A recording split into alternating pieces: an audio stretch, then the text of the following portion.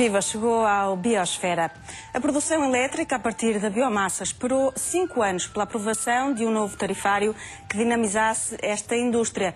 O diploma apareceu em janeiro deste ano, mas agora há uma nova questão. Onde está a floresta para conseguir 250 megawatts até 2020? Dos especialistas e players deste mercado, o Biosfera ouviu expressões como a casa começou a ser construída pelo telhado ou até o rei vai nu. E isto quando se fala da realidade da biomassa e das energias renováveis em Portugal.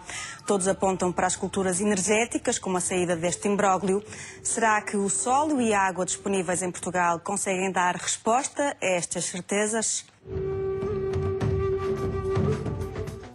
Associações florestais, indústria de aglomerados, produtores de energia e biomassa e ainda responsáveis pela legislação falam dos impactos da produção de energia renovável a partir da floresta. Ceresino, também chamado de chamariz, é o convidado do bilhete de identidade desta semana.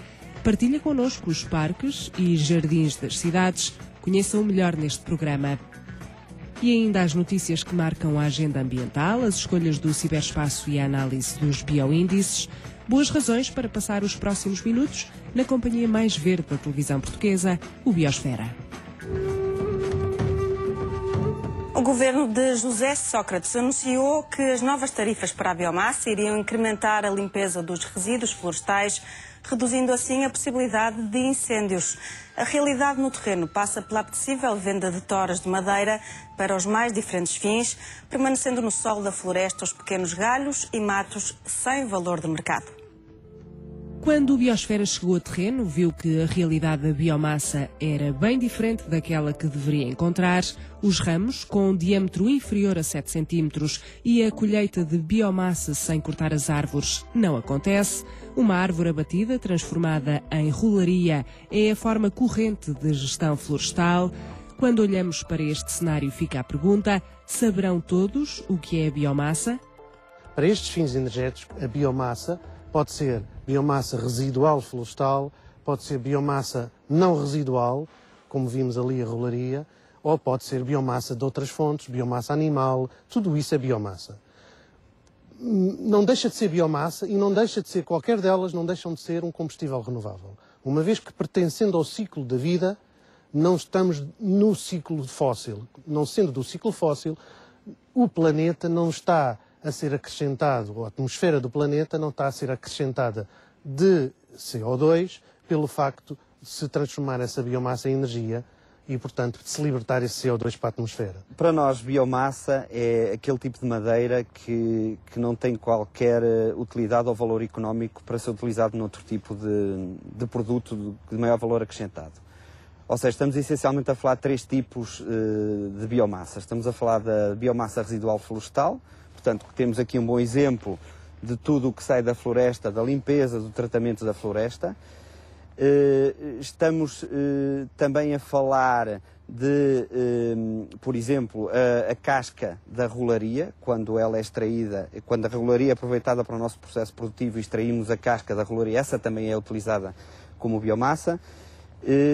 Poderemos também falar da situação de plantações energéticas, que ultimamente se tem falado muito, ou seja, seria plantações dedicadas só para a produção de biomassa e que teriam que ter uma rotação inferior a 6 anos, ou seja, teriam que ser espécies que poderiam ser cultivadas e cortadas com um período inferior a 6 anos e essas sim poderiam ser utilizadas para biomassa. A biomassa é toda a parte linhosa da árvore, exceto o tronco, e que pode ser explorado ao longo da vida da árvore. Aparentemente todos sabem o que deveria chegar a estas caldeiras. Antes de percebermos porque não acontece o que a lei determina, vamos ver a diferença entre a produção de energia através de uma central dedicada e em regime de cogeração. Portanto, a madeira vai ser incorporada numa caldeira. Essa caldeira, portanto, a madeira é queimada. Com essa queima vai produzir-se energia térmica, vai ser ar quente, digamos, de uma forma mais simplista. Esse ar quente é utilizado de 3 formas. É utilizado para os secadores para secar a madeira para o nosso processo produtivo. é utilizado para aquecer óleo térmico, que depois é utilizado nas nossas prensas, e é utilizado para gerar vapor, para, numa turbina, produzirmos eletricidade. Muitas das centrais agora adjudicadas foram buscar o know-how ao norte da Europa, mas a duplicação desses modelos trouxe dissabores aos produtores de biomassa. As regiões mais alpinas têm madeiras macias. Os tapetes de calibração e as grelhas das caldeiras depararam-se com problemas causados por um produto florestal não homogéneo e com inertes. Por essa razão, esta central de biomassa de Santa Maria da Feira teve de alterar o alimentador e parar a produção. Brevemente, os fornos voltarão a funcionar. Olhemos de forma esquemática para uma central de biomassa, antes de sabermos cada um dos passos que os detritos da floresta deveriam percorrer para produzir energia. Uma vez classificada, portanto, classificada é separada em lotes de elementos que devem entrar e elementos que não devem entrar na caldeira. Ela depois, aquilo que vai entrar na caldeira, portanto, a classificada, vai passar por estas telas, sucessivamente, vai subir até para um silo, que é aquela unidade branca, ali a cor branca que ali está, que é o silo da caldeira.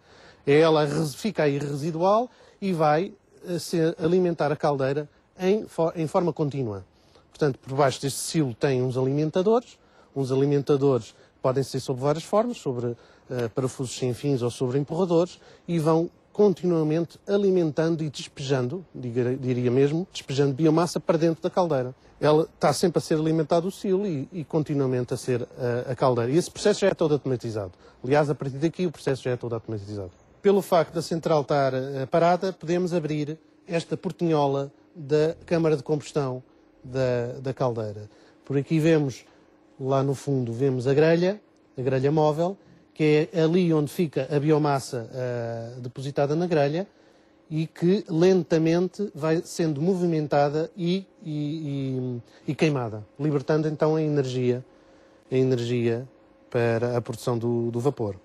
Há aqui um furo artesiano, portanto a água é recolhida desse furo, bombada e entra nesta sala. Nesta sala dá-se um conjunto de tratamentos químicos e elétricos, isto por osmose inversa, onde vão purificar totalmente esta água. Esta água tem que estar totalmente desmineralizada para poder depois entrar no circuito, no circuito de produção de vapor, na caldeira, e para depois também a expansão desse vapor na turbina ser perfeitamente rigorosa e sem problemas.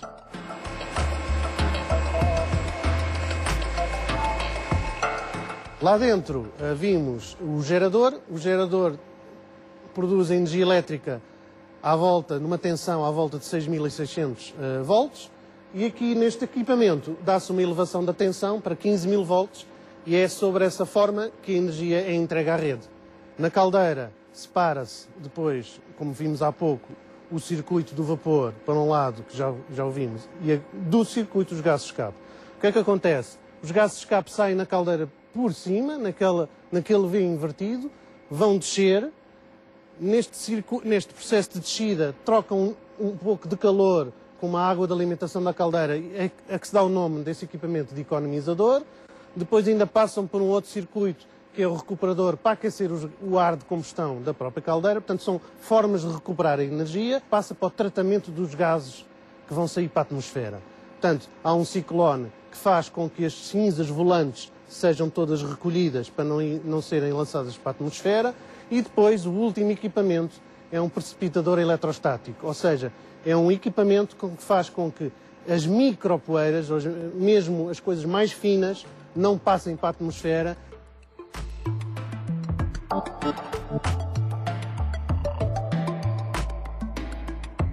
Esta produção termina nesta subestação da EDP. Apesar de ter sido construída pelo promotor para lá destas redes, a responsabilidade já não pertence à central de biomassa. Vamos a contas. As 15 novas licenças atribuídas para a produção de energia prefazem um total de 150 megawatts. Para produzir 1 megawatt são necessárias 2 toneladas de biomassa.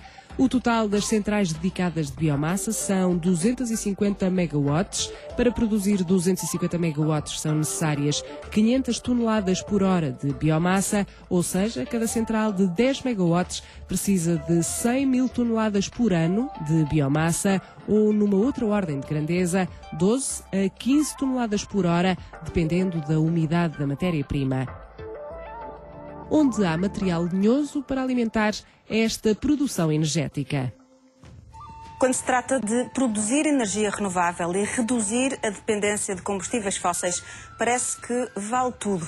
Sejam terrenos agrícolas para a produção de culturas energéticas ou monoculturas que alimentem as fileiras industriais. Onde está a gestão sustentável de uma floresta que se quer biodiversa?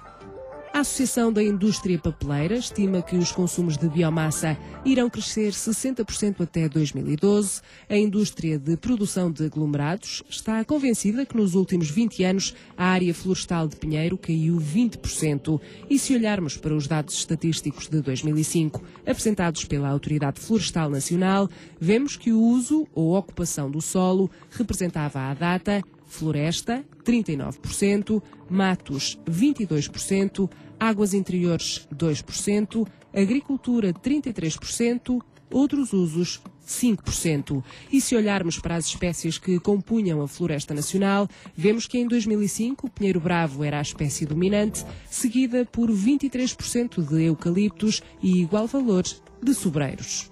O que acha cada um dos protagonistas deste tabuleiro de xadrez? Há floresta para todas as necessidades de biomassa que se avizinham? Se aplicássemos toda a madeira existente, mesmo que todo o resto da indústria que utiliza madeira, ou seja, a pasta de papel, as indústrias de aglomerados, toda a indústria de serração, toda a indústria que está à volta da produção florestal, mesmo que todas essas parassem, não havia madeira suficiente para atingir esses objetivos. Portanto, há aqui claramente, eu creio que se começou a construir a casa pelo telhado. Primeiro fixou-se os objetivos e depois é que fomos ver se haviam ou não recursos suficientes. Não há biomassa residual florestal para esse consumo. Até porque não há também a exploração florestal. A própria economia abrandou e não há exploração florestal que determine a existência desse material residual dessa transformação florestal. Nós temos muita área florestal que está inculta e temos muita área florestal que ardeu e que não foi reposta, digamos, que não foi reposta à situação, não foi reflorestada. E, portanto, se nós tivermos um investimento nas plantações, na reflorestação e na gestão nas plantações, na reflorestação e na gestão ativa da floresta, pode ser que consigamos chegar lá. Agora, temos é que nos preparar hoje. Obviamente que também consideramos nesta equação a possibilidade da introdução de algumas culturas energéticas, que nós gostávamos que viessem também para terrenos florestais, sendo que o que está perspectivado agora, em termos de resolução dessas necessidades de consumo, está a ser orientada para terrenos agrícolas numa área que se prevê de 100 mil hectares.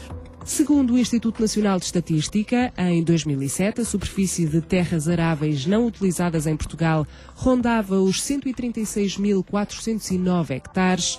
A contradizer este desinteresse pelo solo agrícola estão os preços dos alimentos, que voltaram a disparar no início de 2011 para valores nunca antes alcançados. Relembre-se o pico de procura de cereais que aconteceu em 2009, onde a competição dos terrenos agrícolas para a produção de biocombustíveis demonstrou que o caminho estava errado. Se nós tivéssemos a atuar coordenadamente, a minha resposta seria: os solos agrícolas deverão ser direcionados prioritariamente para a produção de bens alimentares, com instrumentos e com medidas de incentivo vindas da política agrícola comum. Não temos conseguido pô-los a produzir. Ora, se nós estivermos nessa situação, considero que é melhor os utilizarmos para culturas energéticas do que os deixar ao abandono, que esse é o verdadeiro crime nacional com que agora nos deparamos. Há zonas, efetivamente, onde essa exploração não era economicamente viável. Estamos a falar de zonas mais planas, zonas de regadio também.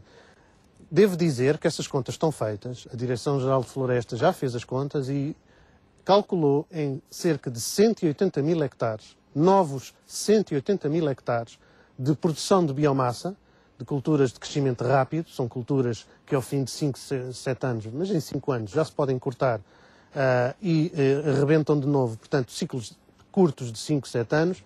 180 mil hectares de um plano de promoção e das culturas energéticas nessa área de 180 mil hectares é suficiente para alimentar as centrais que vamos ter que fazer. A maior parte dessas zonas baldias estão no norte do território nacional, entre Trás-os-Montes, Viseu, Guarda.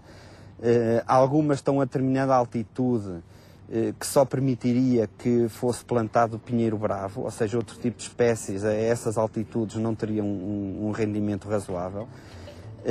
Mas eu creio que sim, eu creio que temos aqui uma oportunidade. A maioria da propriedade florestal pertence aos privados, logo acreditar que os investimentos florestais não vão acontecer esmagadoramente em culturas de crescimento rápido é acreditar que os produtores vão plantar boas intenções em vez de maximizar o lucro. Como construir uma floresta sustentável se o único valor majorado é o da árvore abatida?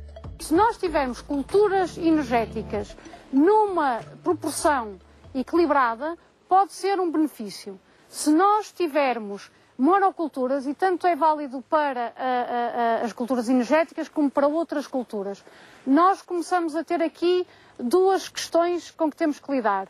Uma é a remuneração ao produtor, que acontece toda numa mesma altura, e a outra questão é os riscos associados a monoculturas, que passam por, logo à partida, pela questão económica. Se há uma oscilação do mercado na procura daquele recurso, estamos reféns dele e, portanto, podemos, digamos assim, perder de um momento para o outro valor económico se o mercado não o quiser. Por outro lado, temos as condições naturais de progressão de pragas e doenças e dos próprios incêndios. E, portanto, temos uma floresta mais suscetível, mais frágil aos riscos. Uma monocultura, se fizerem 180 mil hectares, não é nada neste país. Repare, nós já temos digamos, um horizonte onde nós, por qualquer sítio no nosso país onde caminhemos, já vimos o eucalipto. O eucalipto e o pinheiro bravo não são culturas, não são espécies autóctones da Península Ibérica. No entanto, a economia já vive disto. A economia deste país já vive, a economia da transformação da madeira já representa um enorme valor acrescentado e no produto interno deste país. E não me parecem, pelo menos na minha opinião, na minha simples opinião, que tenha havido uma degradação do ambiente e da paisagem. Para atingir a plantação florestal de 80 mil hectares até 2015 e de 170 mil hectares até 2020, o Governo disponibiliza cerca de 100 milhões de euros provenientes de fundos do PRODER. Para poder ter acesso a estes montantes, as plantações têm de acontecer até 2013 e garantir que o consumo dessa biomassa é para uso exclusivamente nacional. Eu quero que os investimentos no setor florestal sejam para as culturas energéticas, não mais nem menos do que para outro tipo de floresta. Eu vejo a floresta como um conjunto e o que nós queremos, produtores florestais, é que haja investimento florestal, em que a questão das culturas energéticas é apenas uma parte. E, portanto, nós queremos soluções para todo tipo de florestas que temos. E, portanto, o PRODER deve se posicionar aí. Naquilo que diz respeito a esta fatia da floresta que pode contribuir para a produção de culturas energéticas, obviamente que nós podemos dar passos. Agora, eu pergunto, ao nível da investigação das espécies e das espécies que vão ser recomendadas, qual tem sido o trabalho dos laboratórios e das instituições de investigação em Portugal para nos darem respostas a nós produtores, acerca de produtividades, acerca da aptidão dos solos e, eventualmente, num nível depois a seguir, quais são as áreas do território que serão suscetíveis de fazer isso dentro, digamos assim, das políticas regionais de ordenamento, nomeadamente dentro dos planos regionais de ordenamento florestal nas diferentes regiões. Em 2005, a biomassa na União Europeia satisfazia 4% das necessidades europeias. A disponibilidade de biomassa estava entre 150 a 180 milhões de toneladas equivalentes de petróleo. Já vimos que não temos floresta para satisfazer as necessidades de biomassa das várias indústrias destes setores. Fica agora uma outra dúvida. Haverá bonificação suficiente para incentivar toda a energia renovável a que Portugal se compromete a chegar? Analisemos quem paga e quem fica de fora nesta fatura. O novo diploma, que regula o concurso de atribuição de licenças para a produção de energia através da biomassa, alterou o chamado coeficiente Z. O valor anterior atingia os 8,2 e agora chega aos 9,6. Mas não é um atributo que seja dado sem qualquer contrapartida para quem quiser beneficiar dele. O próprio diploma, e conforme aquilo que eu referi, que é uma das vantagens da produção da biomassa florestal, é esta dinamização do mundo rural. Ele implica que quem quiser beneficiar dele, para além de ter que ter a central em funcionamento até de dezembro de 2013, salvo se a mesma for passível de avaliação de impacto ambiental, tem que também ter obrigações ao nível de registros de produção de biomassa florestal, organização em termos de planos de sustentabilidade a 10 anos, portanto, obriga, de certa forma, a contribuir para a planificação do tratamento e da certificação da floresta, como é óbvio. Vamos ver como ficou distribuída a remuneração da energia a partir da biomassa. A biomassa florestal residual em centrais dedicadas pode atingir tarifas médias de 107 a 121 euros o megawatt-hora. O coeficiente multiplicador do tipo de biomassa e da tecnologia empregue que seja a mais eficiente pode ir entre os 8,2 e os 9,6 e é um valor indexado a 25 anos, valor que irá evoluir, como ouviremos Paulo Preto dos Santos explicar mais à frente.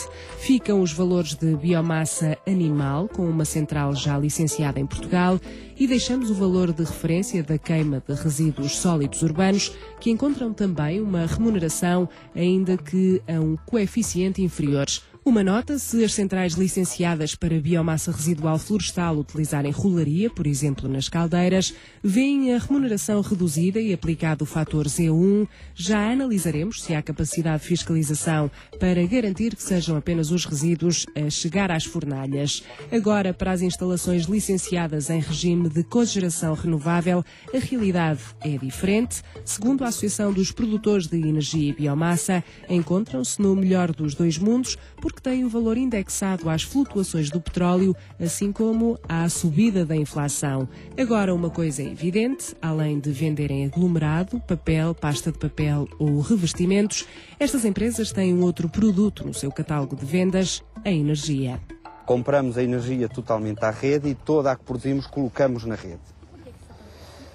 É um sistema para podermos contabilizar e para podermos controlar quer a energia que entra, quer a energia que sai. Portanto, temos sistemas de contagem que permite contabilizar toda a energia que sai versus toda a energia que entra. E também porque a energia que sai tem uma determinada remuneração que é diferente da energia que entra. As unidades de biomassa que funcionam no regime da cogeração, as mais antigas, têm um sistema de remuneração que é o característico do próprio regime da cogeração. É o mesmo regime do gás natural, das cogerações de gás natural, de fogo a óleo e de outros combustíveis. Que não depende, há uma afetação pequenina do índice de preço ao consumidor, mas é pequena, mas que depende fundamentalmente do preço do crude. Ou seja, a remuneração de todas as instalações que estão em cogeração é feita por uma fórmula que depende de um cabaz, ou que depende de um crude, do petróleo. E isto quer dizer o quê? É que quanto mais alto o petróleo está, mais alto está a remuneração que é dada a estas indústrias. Muitas indústrias do nosso país fecharam, e daí, ao fecharem, também reduziu-se a necessidade do seu consumo térmico. Já não há necessidade. Eu considero, como cidadão português, que uma cogeração que não está a usar a energia térmica e que está a injetar energia elétrica para a rede é lesa pátria. E aqui coloca-se uma outra questão bem polémica: quem contribuiu para o chamado pagamento do déficit tarifário? E o déficit tarifário para ele contribuem não só as energias renováveis, mas também a cogeração. Metade quase é a cogeração. E o que não pode ser, o que já é mais discutível é quando a realocação desses custos é feita só nos consumidores domésticos. Um outro dado a reter das diferenças entre o que deveríamos esperar de uma política energética que quer fomentar as energias renováveis e a realidade no terreno, a Endesa, no Pego, a EDP na Figueira da Foz e a Galp em Sines, note-se todas de produção fóssil, obtiveram licenças de 800 megawatts cada uma, sem custos para essas licenças. O mesmo não acontece, por exemplo, com a energia eólica, que, para além dos investimentos que é obrigada a fazer, tem de pagar 2,5% das receitas às autarquias. O lobby da biomassa, entretanto, apresenta um forte revés a esta fonte renovável. Quando há uma demanda do consumo menor, o peso da energia renovável de caráter imprevisível pode já não ser remunerável. Ou seja, o que acontece é que, a essa hora, a energia elétrica, o preço da energia elétrica na rede é baixo, pode caminhar para zero, como já aconteceu, e as fontes de energias renováveis a essas mesmas horas estão a ser remuneradas a essas taxas de remuneração. O Decreto-Lei número 5/2011, de 10 de janeiro, aponta vários deveres aos produtores de centrais de biomassa florestal, dos quais destacamos um sistema de registros que identifica a fonte da biomassa e um plano de ação para o aprovisionamento que seja apresentado à Autoridade Florestal Nacional num prazo de 6 meses depois do arranque da exploração da central, mas também um plano de ação a 10 anos que permita 30% do abastecimento estar ligado a concursos de promoção florestal, incluindo, nomeadamente, biomassa florestal residual, biomassa agrícola e agroindustrial, biomassa oriunda de resíduos e instalação de culturas energéticas dedicadas. Cada produtor, diria eu, tem um preço de acordo com o momento em que arrancou. Daqui a 3 anos, o primeiro vai ter uma tarifa superior àquele que arranca só 3 anos a seguir. É assim que está a lei. Não foi modificada nesse aspecto e ela permanece assim. No caso das unidades de biomassa que já existem dedicadas, ou seja, em regime de renováveis, não é em cogeração, não é no regime de cogeração, é em regime de renováveis, elas estão ainda sobre a tarifa anterior, mas, vejamos, a sua concorrência são as centrais que vão ser desenvolvidas, que vão ser construídas. Quando eu digo a sua concorrência, é a concorrência pela aquisição da biomassa no mercado. Se nós estivermos a falar de biomassa florestal primária, estamos a falar na ordem dos 17, 20 euros. Quando é superior a 7 centímetros, já é tronco, já é madeira para nós. Ok? E que é vendida a? E que poderá ser vendida a 30 euros, 35, eventualmente 40 euros. Atualmente, há muitos terrenos abandonados com proprietários ausentes e sem saberem os limites das suas propriedades. Sobretudo no norte do país, onde o minifúndio prolifera, a maior parte dos terrenos não se sabe quem é o proprietário, muitos deles até estão fora do país.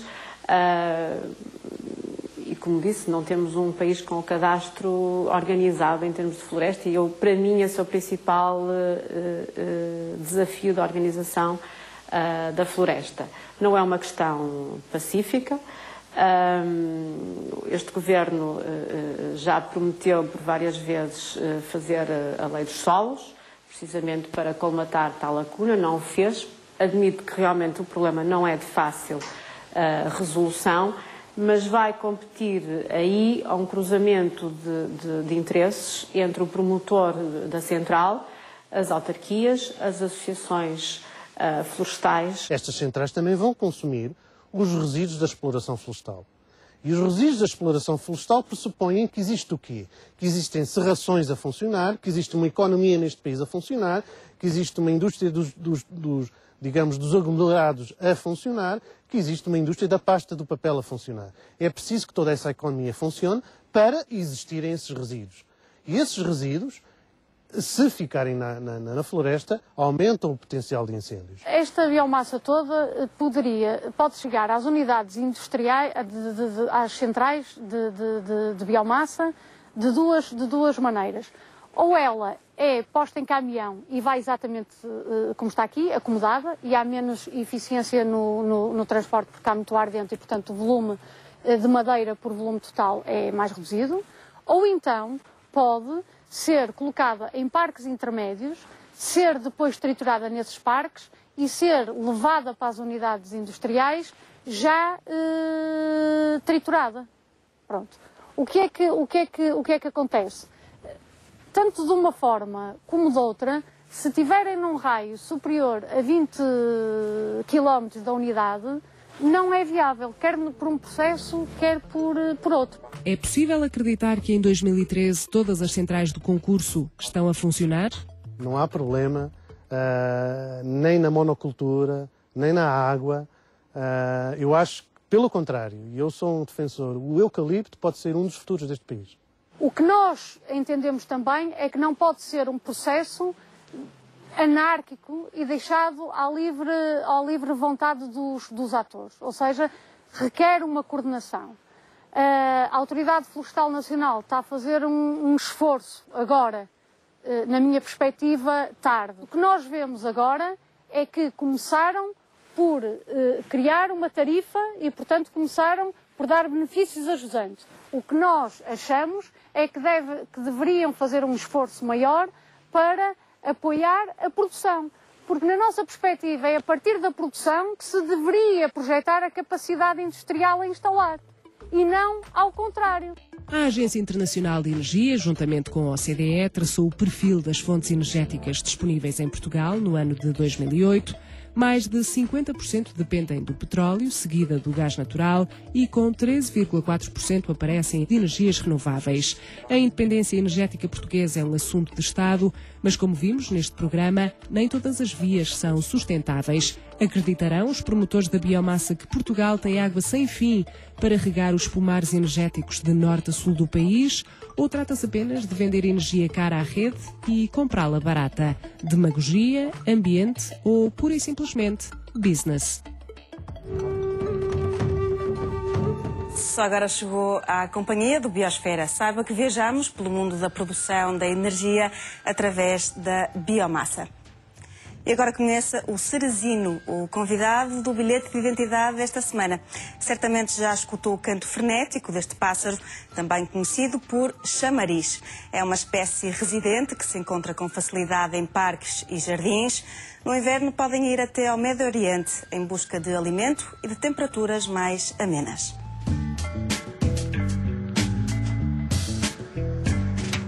São uns pássaros que se chamam ceresino. A sua distribuição é ao longo da bacia do Mediterrâneo. É pequenininho, tem 11 cm a 12. Os machos distinguem-se das fêmeas por serem mais coloridos, tem uma coroa amarelada, enquanto que a fêmea não tem. Pode ser encontrado nos nossos jardins, alguns bosquezinhos. Utiliza pequenas árvores e arbustos para fazer o seu ninho, que é uma taça muito bem feitinha, redondinha. Também por vezes em ramadas se pode encontrar, nas zonas de vinha. Põe 4 ovos de tons azulados. O período de incubação são 13 dias. As crias abandonam o ninho por volta das 2 semanas, fazem os primeiros voos. E é um pássaro que também é conhecido por ser cantor, essencialmente os machos. Um voo ondulante, lento, quase lento, e que é parecido com o voo dos morcegos. O que ele come são pequenas sementes de cardo, sementes de algumas flores, de ervas. Esta ave também tem uma característica, que é ter esta zona, que se chama oropígio, em tons amarelos. Também é visível durante o voo. A fêmea é menos distinguível, esse amarelo, e é mais pardacenta, mais riscada que o macho.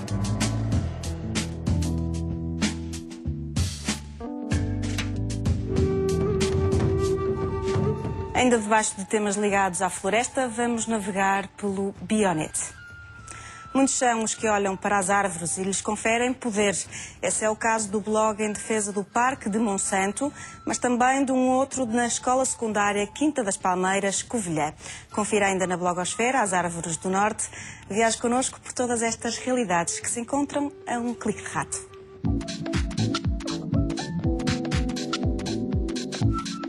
Um blog que tem como objeto nobre a divulgação do património arbóreo do norte do país, nomeadamente Trás-os-Montes e Beiras. Esse património ecológico e cultural, expresso nas árvores de idade provecta e porte monumental, tem um defensor no blog Árvores do Nosso Norte, http://árvores-do-norte.blogspot.com.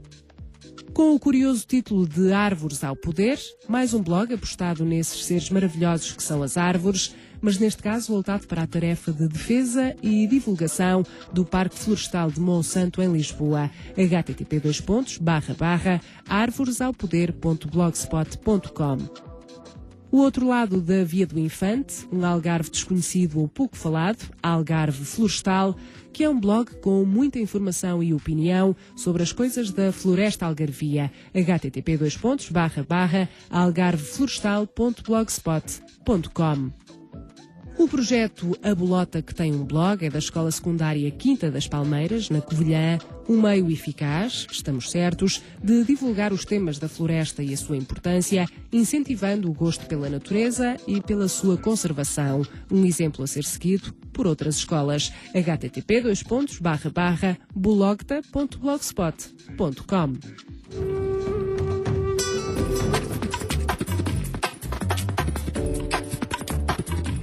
Conferindo o que marcou a semana em termos ambientais, vemos novamente mais notícias para o Rio Tinto.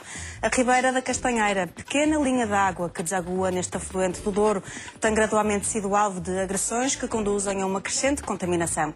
A tonalidade das águas junto à nova linha do metro basta como indicador de que algo de muito grave se passa com a Ribeira. Perante esta desoladora realidade, o Movimento em Defesa do Rio Tinto alerta as entidades responsáveis, designadamente a Câmara de Gondomar, Águas de Gondomar e a Administração da Região Hidrográfica do Norte para a urgência de uma intervenção que, começando por investigar as razões deste desmando ambiental, rápida e eficazmente conduza às medidas indispensáveis para que se corrija a atual situação. O relatório Reefs at Risk Revisited, realizado por pesquisadores e grupos de conservação ambiental ligados ao Instituto de Recursos Mundiais, lança uma séria advertência. Os recifes de coral poderão desaparecer de todo o planeta até 2050 se não forem tomadas medidas urgentes. O aquecimento dos mares, causado pelas alterações climáticas, a acidificação dos oceanos, obra da contaminação por dióxido de carbono, o transporte marítimo, o desenvolvimento costeiro e os resíduos agrícolas são as principais ameaças aos recifes de coral que permitem milhões de pessoas ganharem a vida. A União Europeia representa 14% das capturas mundiais de tubarão e Portugal ocupa o segundo lugar entre os países europeus. Tendo em conta essa responsabilidade, a Organização Internacional Oceana pede à Comissão Europeia medidas para uma proibição eficaz na mutilação das barbatanas de tubarões, uma prática que afeta várias destas espécies, algumas já em perigo de extinção. A Oceana insta a Comissão Europeia a dar um passo decisivo na reforma da proibição da mutilação de barbatanas de tubarão, finning, desenvolvendo uma proposta sólida para que todos os tubarões sejam desembarcados com as barbatanas pegadas ao corpo, explica um comunicado da Organização Internacional de Conservação Marinha.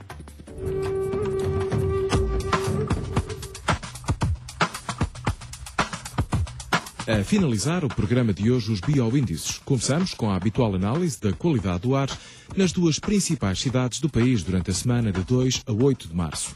Tanto na capital como na Invicta, o índice médio foi bom. As PM10 e o ozono marcaram presença durante toda a semana nas duas cidades, com condições, no geral, favoráveis à dispersão de poluentes. Vamos agora ao índice de vento e de umidade relativa. 37 km por hora foi a velocidade atingida em Faro, onde soprou fraco de este. Em Lisboa não ultrapassou os 28 km por hora e no Porto o vento atingiu os 26 km por hora. Foi na capital que a percentagem média de umidade relativa foi maior, 76%. Faro chegou aos 73% e no Porto a percentagem foi de 59%. Estas medições ocorreram durante a semana de 2 a 8 de março. Terminamos com o índice de volume de água armazenado nas principais bacias hidrográficas durante o mês de fevereiro. O Douro aumentou o volume de água armazenado em relação ao mês passado, chegou aos 81%. O Tejo registrou 92%, mais 3% do que em janeiro. O volume de água obtido na Albufeira do Guadiana atingiu os 87%.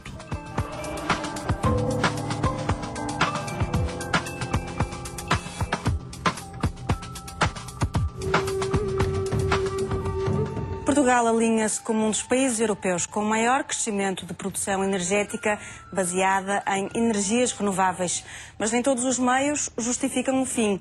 Recursos como a água ou o solo precisam de ser olhados com duas palavras que ainda não interiorizamos: finitos e raros. Uma floresta de monoculturas não faz adivinhar um bom futuro para a biodiversidade e saúde de quem habita o território. Quanto a si, já sabe, marcamos encontro na próxima semana, aqui, para mais um programa Bioativo. Tempo de olharmos para as propostas de agenda. Primeiro Congresso Ibérico de Apicultura, nos dias 14 a 16 de abril, em Castelo Branco. A organização está a cargo da Escola Superior Agrária do Instituto Politécnico. Curso de Engenharia Natural nos dias 15 e 16 de março, em Querença, Algarve. Em Albergaria à Velha vai ter lugar a Expo Florestal 2011, nos dias 8 a 10 de abril. Saiba mais informações em www.expoflorestal.com. A última sugestão vai para o Congresso Nacional de Turismo e Ambiente, em Sesimbra. O certame está patente de 30 de março a 1 de abril. Todos os detalhes em http://cmta2010.fc.ul.pt. E assim nos despedimos. Fale connosco através do Facebook e reveja este e outros programas no nosso site. Até à próxima semana para mais um programa Biopositivo.